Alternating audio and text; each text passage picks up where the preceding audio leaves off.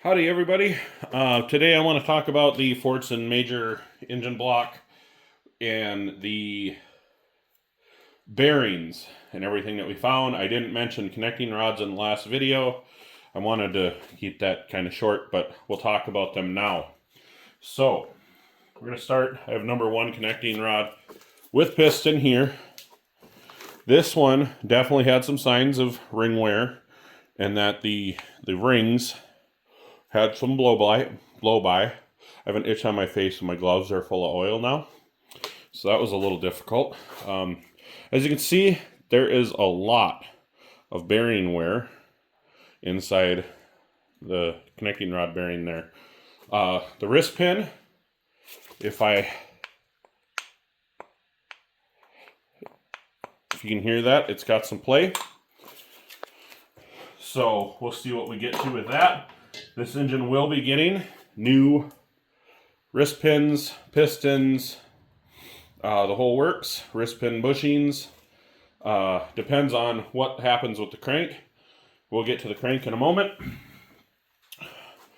We got number one sleeve to go with that number one piston. I don't have the other three out yet.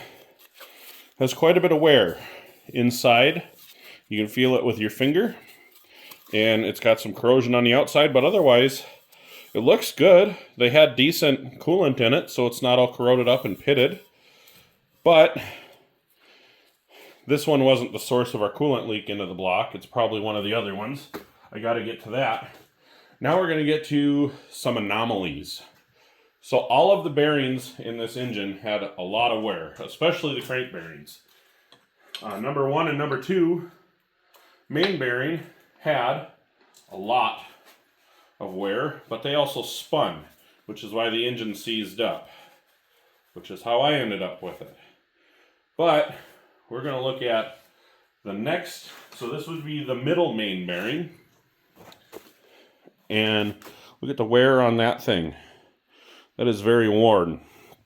All of the bearings in this engine, except for one set of bearings, very wore out. Very badly wore out. So if we go to cylinder number two here, this one also had some blow by. It has a little bit of play on the wrist pin, bushing and wrist pin, but if we get in here, a lot of wear on this connecting rod. It was still tight on the crankshaft, but it has shown a lot of wear. Now, if we go to number three, the number three cylinder, we have an anomaly. I don't know how well you can see that. There is a lot less wear on this bearing here, and the wrist pin and wrist pin bushing is very tight. This one did have blow by too. And then if we get into number three, we're back to normal. Got quite a bit of wear. So I'm not sure why the number three cylinder is so different, because usually it would get, on this style engine, less oil pressure than the other three, unless I misunderstood the information I had. But, so my plan is, I got to get the other three cylinder sleeves out, but I have to have a better method than the first one I got out. And then I plan on taking that crankshaft in, because I don't know how salvageable it is. I'm hoping it's salvageable. The main surfaces here for all the connecting rods are pretty good. I think they'll just need to be polished. But due to the first two main bearings being spun, those are going to have to probably get ground from the looks of them. If I showed in the last video.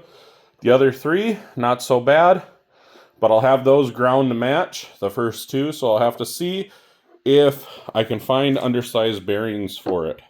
So this project's going to go on hold for a while until I know for sure about those bearings and the crankshaft. So that's where I'm at now. I'll make another video when I get that crank taken care of and measured, and I'm waiting on a book with all the specifications in it, but once I have that, I'll be able to take the crank in to the machine shop, and then however far out they are on looking at things and getting them done to let me know if I have a good crankshaft.